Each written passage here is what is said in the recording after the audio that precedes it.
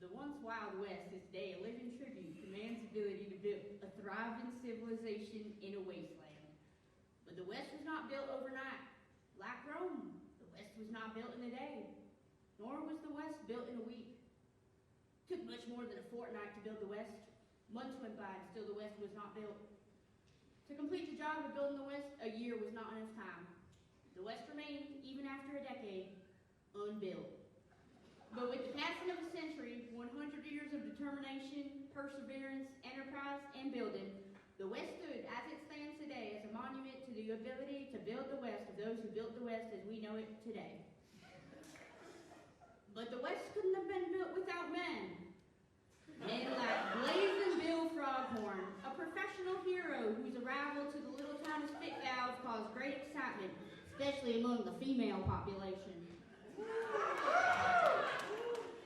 The West could not have been built without men like Reverend Tubby Needham, a lone voice of God in the wilderness. His only weapon was his cross. And the West could not have been built without men like my daughter, Cornetta, a fair prairie flower in full bloom, just waiting to be plucked.